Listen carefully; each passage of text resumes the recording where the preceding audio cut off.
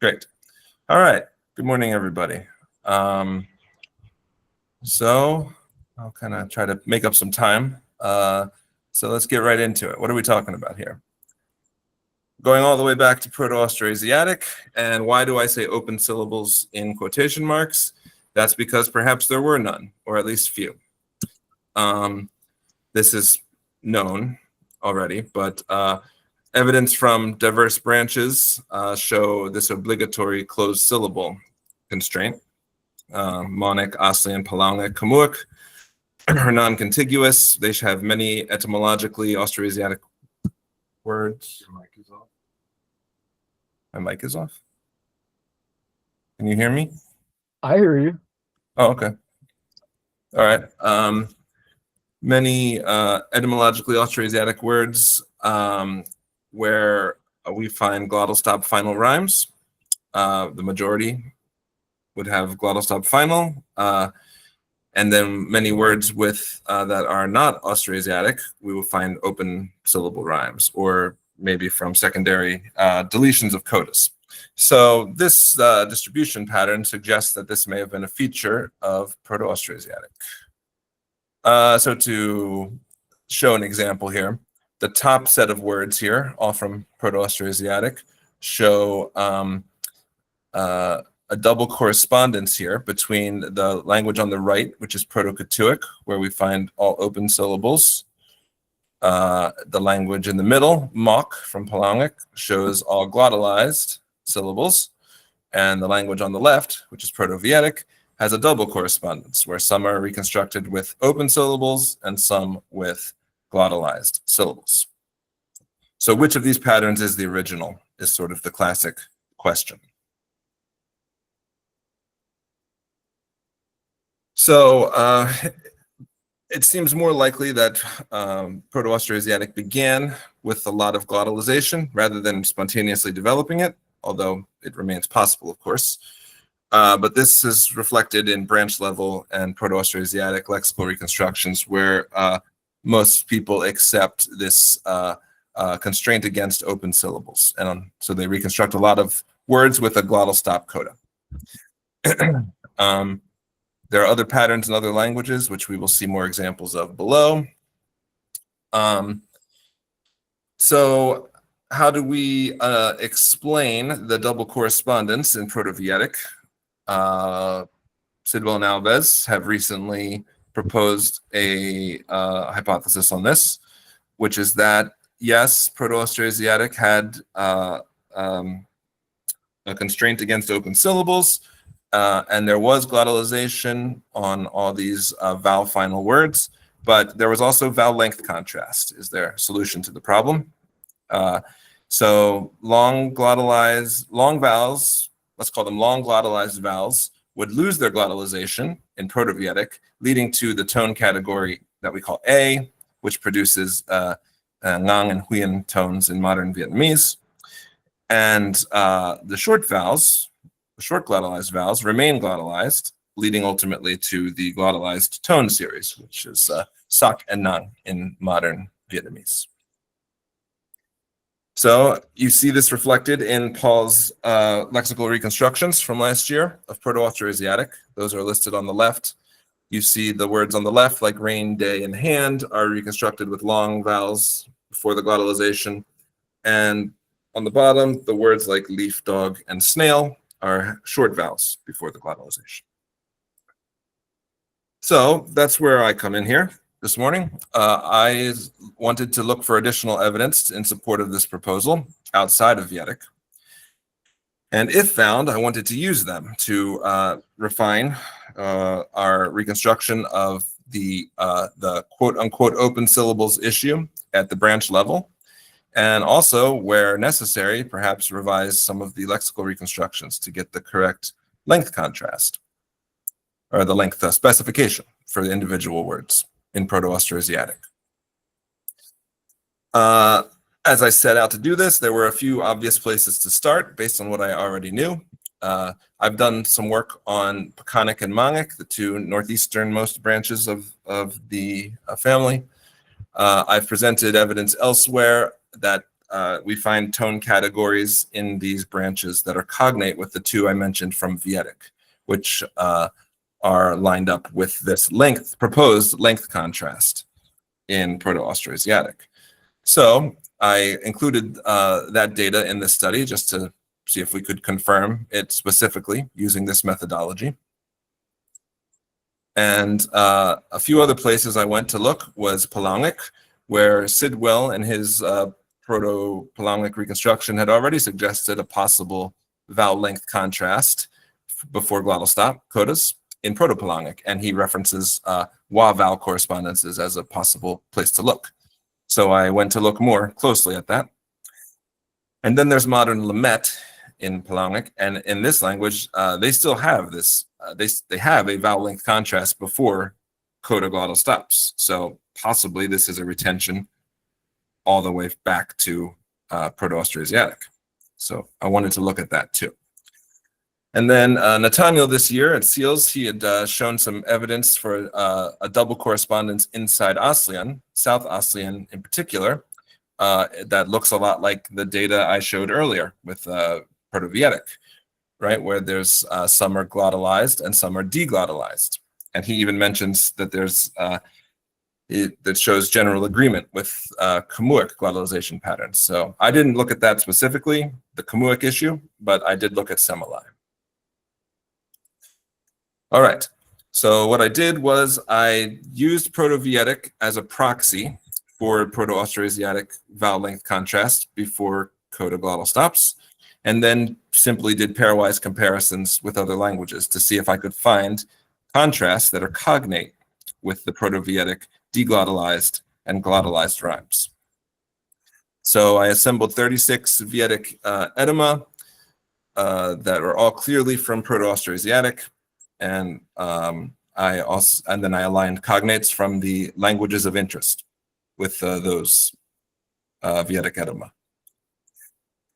So the kinds of evidence I was looking for was, as I mentioned, tone categories in Pakanic and Mangic, because those tone categories, what they represent is conditioning environments, historical conditioning environments that were relevant in tonogenesis. And so, the suspicion is that the environment in question is that vowel length contrast, or that conditioned deglottalization in the Vietic model. In Semelai and Lamet, I looked for the distribution of glottal stop coda distribution and length vowel length distribution too, actually.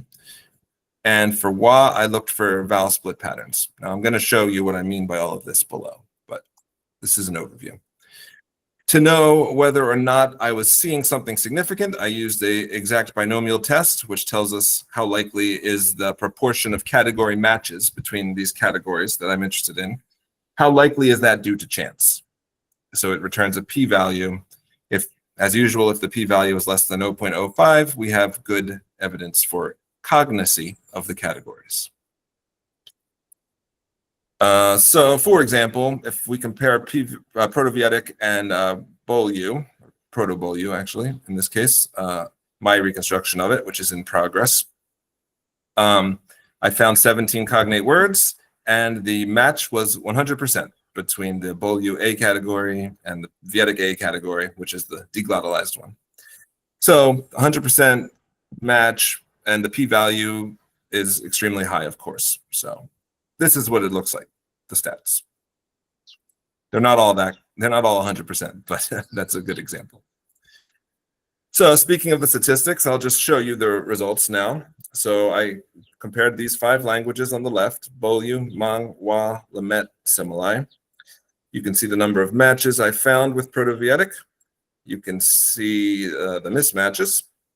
And then you can see the p-value on the right there. And so the statistics suggest that it's a cognate, that the contrast I looked at in each of these languages was cognate with the Proto-Vietic glottalization of the rime contrast. So that's encouraging. Let's look more closely. Bolyu, as a Pakanic language. It shares a tonogenetic pattern with Vietnamese. So if you look at the left two columns on the left, this is the Vietnamese tone box. You see the sonorant codas include the open syllables, the vowel-final syllables, and the glottalized include the vowel plus glottal stop coda rhymes. So that's what we're talking about. Those two the tones under those columns there, and the tones under the parallel columns for Proto-Bolyu over there. Those are what tell us which tone category we're talking about. Green represents the glottalized rhymes in Vedic, and you see they match B tones in Bolyu 100%, and similarly the deglottalized at the bottom match A tones 100%. If you want to look closer at the data, you'll have to do that later. But yes, Bolyu, clearly. The implication then is that the deglottalization of long vowels before glottal stop happened in both Proto-Vedic and Proto-Pakanic, leading to the modern tone distributions of both of them. Bugan is another Pakanic language, and I'm not talking about it here, but there's good evidence in Bugan as well that this is correct for Proto-Pakanic. On to Mangic then.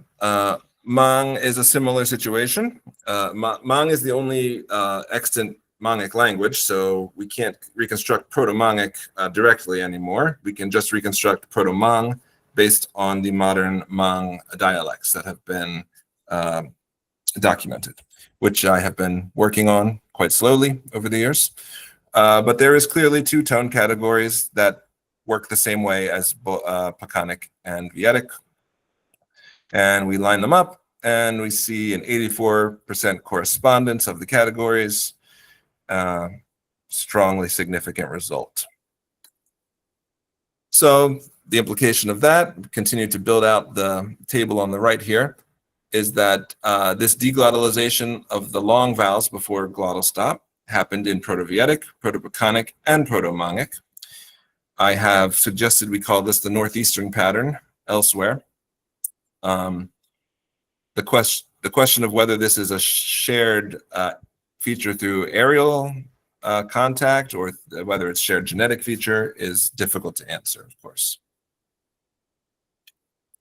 Okay, on to Proto-Palaungic. Proto-Palaungic, or sorry, Wa specifically, retains glottalization in its the Proto-Austroasiatic glottal stop for both long and short vowels, like Mok that I showed you at the beginning.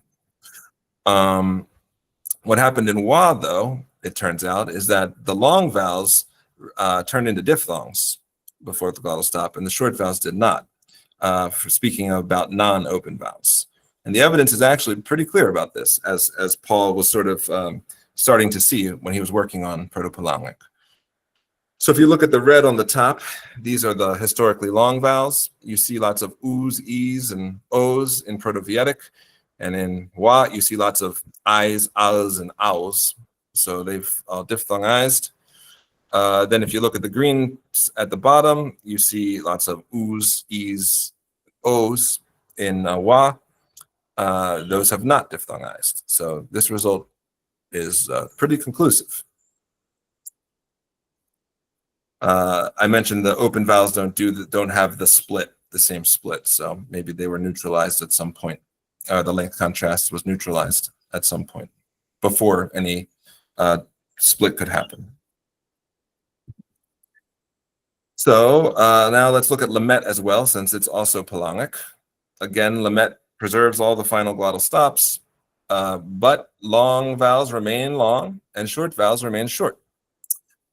Which is remarkable because that goes all the way back to Proto-Austroasiatic then, about roughly 4,000 years perhaps. So pretty amazing conservatism. As in Wa, we don't see the same pattern with the open vowels, interestingly, but we need to look more into that because this is not a very large sample size, of course. But yeah, on the top you see Lamet long vowels before glottal stop, then on the bottom you see Lamet short vowels, corresponding with the Proto-Vedic glottalization contrast. Doesn't happen with ah. Okay, so the implication of this then is different than for the northeastern branches. Now we have good evidence that Proto-Palaungic, retained the Proto-Austroasiatic length contrast before glottal stop entirely intact, or mostly intact at least. And in wa, the long vowels have become diphthongs if they're not open vowels, and in lamet it just remains the same if they're not open vowels. Finally, Semelai.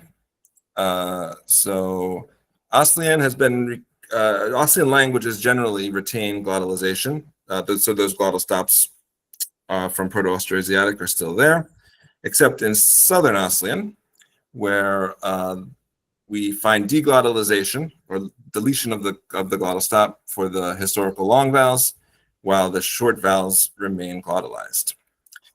So that is actually the same as the northeastern pattern, but it is without the tonogenesis. So the evidence now is direct, the presence or absence of glottal stop. So here, if we look at the top, the red words, you see deglottalization in Semelai to match the deglottalization of Proto-Vedic. And the green on the bottom, you see retention to match Proto-Vedic once again. There is a little bit more noise in this signal. There's 4 counterexamples here. And but even so, the P number is 0.0001 below 0.05, so still significant. So the implication here would have to be that Proto-Aslian was like Proto-Palaungic and Proto-Austroasiatic, preserving the length contrast and the glottal stops. And then in Semelai and also Mahmeri and other Southern Aslian languages, they restructured in the same way that the northeastern branches did, again, without tonogenesis. All right, so then to wrap it up, I have found additional support for Paul and Mark's proposal, which is happy. Now we've got a bit of a broader base of evidence for the proposal. We've got a bit more of a firm understanding of the state of this contrast in 5 branches: Proto-Vedic, Proto-Pakanic, Proto-Mangic, Proto-Palaungic, and Proto-Aslian. The contrast was retained in all of these. A few revisions to the lexical reconstructions are supported by my evidence here. 4 of them that are currently reconstructed as long should be revised to be short vowels. So evidence for that here. And 2 of them I found results that are inconclusive. In those cases, I think it would be advisable to revise the Proto-Austroasiatic lexical reconstruction to also be inconclusive for now. Made ambiguous, perhaps, with the in addition of the parentheses around the length mark. And on that note, I wonder, considering Lamet and Proto-Palaungic and some of the other results here, if maybe there is little justification or need for a notational difference in the glottalization for these quote-unquote open syllables. I submit for discussion, maybe we don't need the superscript glottal stop. Maybe glottalization could be promoted to the segmental coda in both cases for clarity. And if we did that, we could also implement this 3-way notation for length mark plus glottal stop for where the evidence is clear that the Proto-Austroasiatic word was had a long vowel, and then a parentheses around the length mark when it's ambiguous, when the evidence is ambiguous, and then just absence of length mark when its evidence shows it was clearly short. So that would be a bit more transparent, but I submit that for discussion. A few outstanding questions are the Kamuic issue that I mentioned earlier, which I leave to Nathaniel. He's working diligently on that. I haven't addressed Mon here, so I would like to look more into the Mon data to see what we can figure out about Proto-Mon and whether it retained this contrast. And then there's the big mess in the southeast where the branches down there are harder to interpret. Generally, they show deglottalization, sort of with unconditioned, but there are apparent irregularities too, where glottal stops are retained in some words. And then there's complex restructuring that happens too, involving glottalization and rhyme tension. So more work is needed there. Thank you very much. Thank you, Ryan. That was wonderful and very, very pleasantly on time. So did I manage it? Man, I was flying. Just slightly over 20 minutes. So you know, that was a perfect example of a well-presented paper correctly within the time. So, well, thank you. And the floor is open, although we already do have one question posted in the chat. So I guess I'll read it right now. And then we'll go from there. It's from Paul. Very nice, Ryan. I assume that the closed syllable rule doesn't have to apply to expressive or grammatical lexicon. What do you think? Yeah, I haven't actually systematically investigated that issue, but I also assume that that's probably the case, that expressives are always breaking the rules, as we learned about in the previous talk. That's sort of the point. So yeah, surely they had freedom to mess with this constraint, and grammaticalized words and clitics and stuff probably existed, right? So I tend to agree, but I don't have anything concrete to point to. Nice. Yeah, so do we have any more questions or comments to this very well presented paper? Jeff, please chime in. Yes.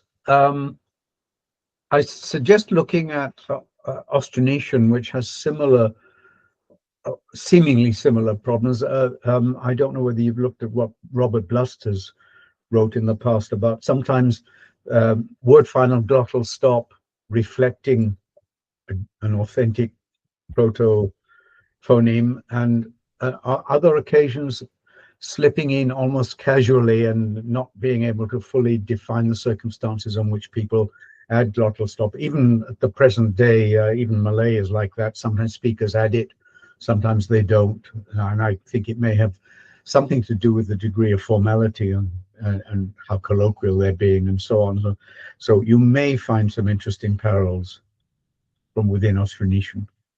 Yeah, I think so. And actually I learned at SEALS in Taiwan, someone presented on Formosan languages and showed that there was actually a fairly similar pattern amongst the Formosan branches, which I regrettably haven't had the time to learn about yet. That's a deep well, but for sure, I want to understand that better. I need to make a Austronesianist friend. Okay. Thank you. Nathaniel has a question and a comment. So his sort of question / comment is, the original contrast doesn't have to be between V glottal stop and long V glottal stop. It could also be V glottal stop and simple V. This would remove the need to posit many episodes of deglottalization. What do you think? In the case of Camus, for instance, it's clear that it innovated the constraint against open syllables at some point of its history. Well, yeah, in general, I don't doubt that these things can change direction, and this could be a complex history. I mean, and the evidence that you've already pointed to in Camus is a wrinkle in this model that I'm presenting here. And so, yeah, I'm very keen to figure out what's an innovation and what's a retention, of course. The question at the top, it could be a contrast of open syllable versus glottalized syllable. Yes, it could be. Logically, both are possible. But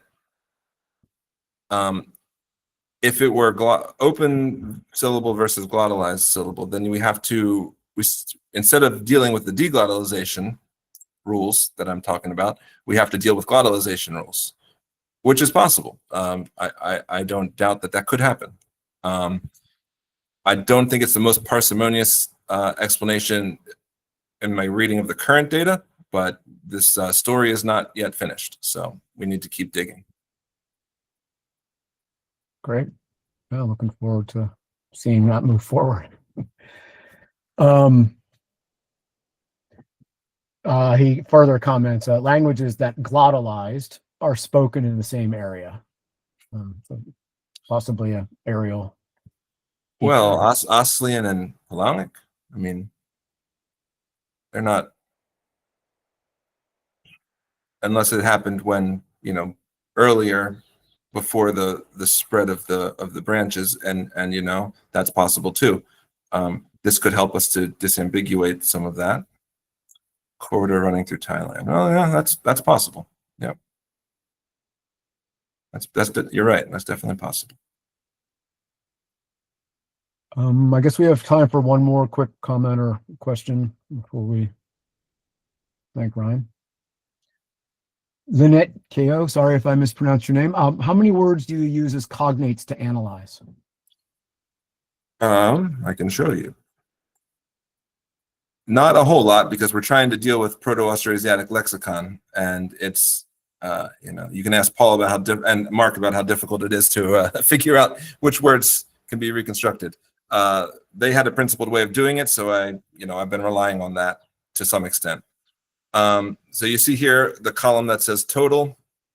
That's how many comparisons I had between each language and Vietic. They're not all the same set of words, but they all fall under the same 36 Vietic edema that I identified as from Proto-Austroasiatic at the beginning, and then I worked from there. So it's not a large number of words, which is why I wanted to bring in the quantitative analysis to help us have a more concrete way to assess whether we're following our hopes and dreams or really following the data. So. Yeah, well said. Okay, I think we should thank our speaker and move on to the next talk. Thank you so much for that, Ryan. Thanks, everyone.